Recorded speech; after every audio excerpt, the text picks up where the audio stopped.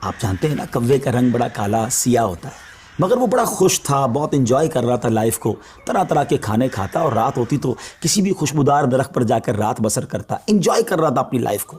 اچانک اس کی نظر ایک سفید کبوتر پر پڑی۔ وہ سوچنے لگا کہ میں کالا اور یہ سفید، یہ کتنا خوبصورت ہے، کتنا اچھا لگ رہا ہے، مجھ سے زیادہ خوش تو یہ ہوگا۔ اب اسی خیال میں وہ پریشان رہنے لگا اور اسے رات کو نیند بھی نہ آئے۔ ایک دن وہ کبوتر کے پاس پہنچا اور کہا کہ تم کتنے خوش نصیب ہو، تمہارا رنگ سفید ہے اور میں تو کالا ہوں، تم سے زیادہ خوش تو کوئی نہیں ہوگا۔ کبوتر نے کہا پہلے میں بھی یہی سمجھتا تھا، لیکن جب میں نے طوطے کو دیکھا تو میں حیران ہو گیا کہ طوطے کے تو دو رنگ ہیں، میرے پاس تو ایک ہی رنگ تھا۔ تو طوطا زیادہ خوش نصیب ہے، وہ زیادہ خوش ہے، وہ زیادہ لائف کو انجوائے کر رہا ہے۔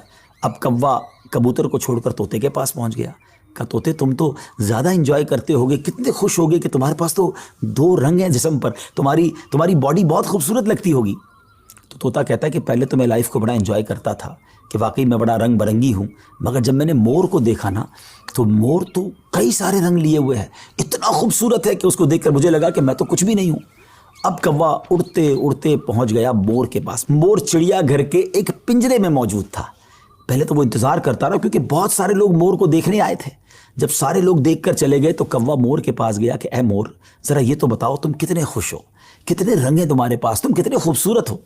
مور کہتا ہے پہلے تو میں یہی سمجھتا تھا کہ ہاں میں بہت خوبصورت ہوں، مگر پھر میں نے غور کیا کہ اسی خوبصورتی کی وجہ سے تو چڑیا گھر میں قید ہو گیا ہوں، روزانہ ہزاروں لوگ مجھے دیکھنے آتے ہیں مگر میں آزاد نہیں ہوں۔ اور پھر میں نے بڑا غور کیا کہ وہ کون سا پرندہ ہے جو چڑیا گھر میں قید نہیں ہے، تو مجھے سمجھ آئی کہ کوا ہی ایک پرندہ ایسا ہے جو چڑیا گھر میں قید نہیں ہوتا، اس کو کوئی قید نہیں کرتا۔ ناظرین، کوے نے جب یہ سنا تو اسے احساس ہوا کہ میں بھی اپنی جگہ پر واقعی خوش نصیب ہوں۔ اب یہاں بظاہر تو یہ ایک فرضی واقعہ ہے، لیکن اگر اس کو ہم اپنی زندگیوں پر امپلیمنٹ کریں، اپنے بارے میں سوچیں، ہمارے پاس بہت کچھ ہے، لیکن جب کسی کو ہم سے زیادہ والے کو ہم دیکھتے ہیں نا تو ہمیں اپنی چیزیں کمتر نظر آنے لگتی ہیں، اپنا گھر چھوٹا لگنے لگتا ہے، اپنی موٹر سائیکل، اپنی گاڑی، اپنی سائیکل وہ ہمیں بڑی کمتر لگتی ہے جب کسی کی بڑی گاڑی دیکھتے ہیں، کسی کا بڑا گھر دیکھتے ہیں، کسی کی لائف سٹائل کو دیکھتے ہیں، جو ہے اس پر انجوائے نہیں کرتے بلکہ اس پر شکوہ کرتے ہیں، ناشکری کرتے ہیں۔